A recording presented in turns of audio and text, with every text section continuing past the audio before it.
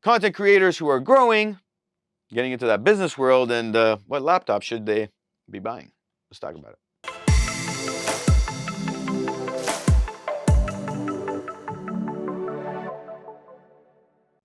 Welcome back to another video. My name is Nikos. Today we're talking about laptops, computers, the works of what you need to edit, and of course the idea behind what should you be buying, how much money should you be spending, how does that all fit the narrative of you, your business, your growing skill sets, and the projects you're acquiring. How does this fit the narrative, and should you be spending a lot of money at the beginning or looking at it in terms of spending it down the road where it turns into kind of an investment for you? And people will look at that and say, well, that's not really an investment, Nico. And the idea here is yes, yes, it is. So what do I look at that? Time, energy, and money. Time, energy, and money. We got to take a step back here and think about this. Time, energy, and money as it relates to your workflow. Now, you're either investing it into your time, you're either investing it into your energy and either your money. And you're looking at this and you're going, my workflow will grow based on time, energy, and money. So how much time are you wasting doing something? And do you need to go spend more money to make sure that you decrease the amount of time it takes to do something so you have more time? Okay, so we take a step back here and we look at that and we say, well, what is it like buying a laptop? Now, in my previous video, I went kind of in a ramble about the idea of me buying super expensive laptops when I started moving and doing more work instead of hiring people to do the work. And the idea became I'm not using it as much. I'm not using it as much. And because I'm not using it as much, well, what's the point? I could have waited and bought something cheaper. And then as I start using it every day, well, now I can look at buying something that is going to be faster and will be able to do the job in half the time. I just needed it something better than whatever I had. As you get moving, you start to work more. You start to do more things, more complex things. And now your processor and your video card will work harder. So as you get to learn more skills, you start working on this and you go, I need something better. Now, in the back here, I do have an expensive tower that's cost pretty penny, like 6K now, okay? And that's a workforce. That's working nonstop. I love this thing. It's great. And the only reason I moved out to that is because the pandemic happened and I was looking at it and going, should I buy another laptop or should I buy a desktop because I'm in my studio more and I'm doing more work here. Now my workflow has changed from when I started, which is what's going to be happening or has happened to you as you've moved through the growth stage and getting into more of the projects that you understand you're doing. So now this workflow becomes, well, how much time am I spending on the things I need to be spending on with editing and video editing and photography editing? And you go, well, do I need a faster laptop because I'm mobile and I'm doing a lot of things, which was my case before the pandemic? And or am I staying a lot in my studio and editing my studio, so should I be buying a desktop? Now, with desktops, you have more upgradability paths. So it's awesome to build one and be able to look at, okay, what am I going to be upgrading? So on this tower, I'll probably upgrade the video card coming up when the new ones come out later this year. And then I'm good for probably another year or two until I upgrade to a Gen 5 and move in that path. So the thought process here that I can continually upgrade on that machine and we're off to the races, but I might be hiring somebody. So this might go to somebody else and then I'll build another one if I'm here. If not, I might just need another laptop. Now, when you start out, you probably wouldn't spend a lot of money on a laptop, and or maybe you didn't spend as much as you wanted to because you're looking at the budgeting or budget friendly and or budget conscious, they call it. So the thought process then becomes, well, now I'm getting to a point where I need more horsepower, and you're probably looking at your favorite creators and they got all this different types of laptops, the new ones that are coming out, and every year you'll notice that the new one is the best one, and or they're on the Apple environment and they're kind of like, oh, these new Apple machines, maybe that's the route to go because you're going to have the long life with those. And at the end of the day, everybody runs through this same issue. In 2 years, your laptop ain't doing what it's doing before.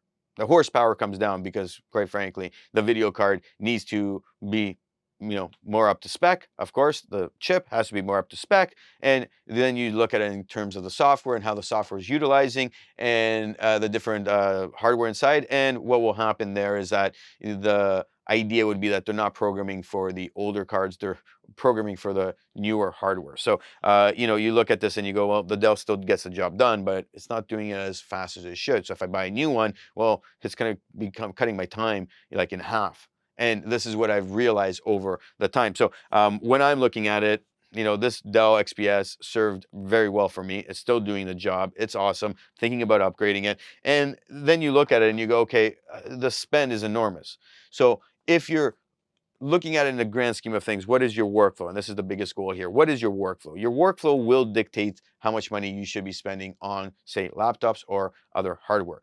The bigger issue usually comes with people as they get working with more projects is on the actual data and how are you going to move and manipulate the data in a way where you can have as much storage as you can. And for us, our workflow includes, hey, let's back up and back up and back up. So we do utilize Google the Google Drive to back up things. We do have NAS systems, and that allows us to log in and actually get stuff done because we can actually download what we are working on, and then this allows us to continually have everything upgrade back and sync so somebody else could be using it. Now, we always make an extra set of data, and basically you come in, you load up the data, you make a copy of it, and then there's one copy that's working and the other one that's stored in case anything ever happens. You always have to look at your data. If you lose data, the first time you lose data, you realize how important it is to spend more money on that than your actual laptops and your other hardware used for editing. Now, as you progress, you look at it and you say, how much time am I spending? That's it. And we say to ourselves, if you're spending, 1 or 2 days editing, is that worth you going and spending $4,000 on something? It turns into a spend because you're not utilizing it to its full amount. This computer is working all the time, so it's an investment for me. I know every day it's pumping out money for me because we're continually using it to edit or render something or do whatever. Now, on the other note, when you look at this, we look at it and we say, well, if that's only 1 or 2 days, what kind of investment do I need to make into a laptop? Because I know in 2 years, I'm going to be losing the value. So I look at it and I say, if I'm losing $200 to $300 to $400, $500 per year on a laptop, which the more expensive gaming ones, you will. The idea then becomes that's the investment that I am putting into it or the spend I'm putting into it. I know I'm going to lose that value, so I need to make that money on that value.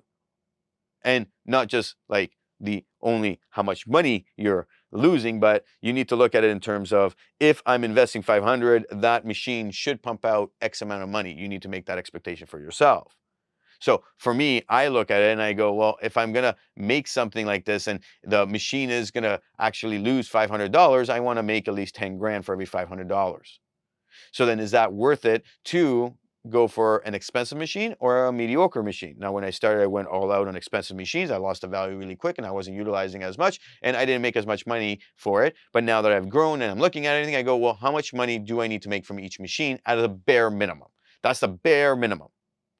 Now we look at this and we go, if I cut my time, the investment in time, energy, and money changes for me. So the amount of energy I'm putting into making sure I have the right thing, making sure it's up to date, and my actual process that it takes for me to get everything done in that workflow, that there's a value to that. And then when I'm looking at it in terms of the time, well, there's a value to that. So am I willing to spend more or less? So if it's a render, it's not a big deal for me.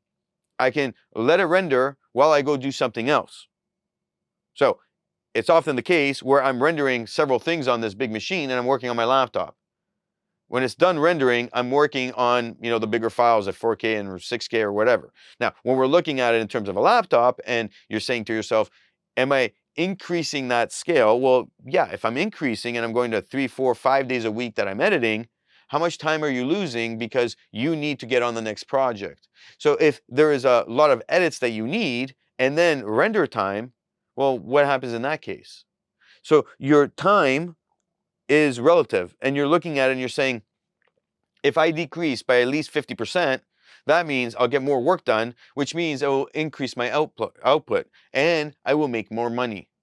So is it worth it then to jump to something that is bigger and more expensive? Or can we start out and go to the next level from, say, the $1,200 laptop that will still get the job done, even though it's going to take more time, to the $1,800 one, and then up to the $3,000 or $4,000 one? If you are making money and your workflow is there and there's a budget now that's increasing based on how much money you're expecting to make from it, things start to change for you and you start to put a better perspective on how things should flow. So you look at workflow, you look at the idea of how much time is taking to do certain tasks. You say to yourself, if I buy this kind of laptop, what is the investment I'm making into it in terms of how much money I'm going to lose per year and how much more money it's going to make because it's saving time and the energy I'm putting into things.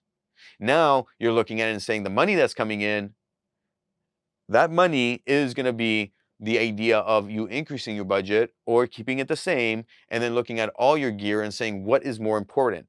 There's nothing more I guess like heartbreaking than looking at people who go buy expensive cameras and then they can't use their laptops to do the editing. And then they realize it after and they go, oh, how am I going to afford a $3,000, $4,000 laptop? Just buy a $1,500 one that will get the job done. Oh, I got so much data. What do I do now? Well, now you got to go external devices. You got to get a NAS. You got to do other things. We're paying a big monthly fee for that Google Unlimited. Why? Because everything is stored in a way that protects us. That's it. And then we got the NAS backups. Why? Because you got to have everything backed up. Simple, easy peasy. So you take a step back and you say to yourself, what is the workflow and how does that fit the narrative of how I'm investing everything? And then you move forward.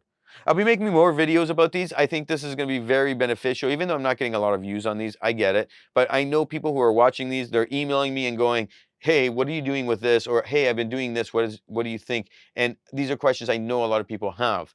And I know that they're not most viewed videos. I know they're important. So do subscribe. Check out the links below, as this is a big series of different videos I'm making on the topic of starting out, growing, and seeing where you're going to go. And of course, check out these 2 videos.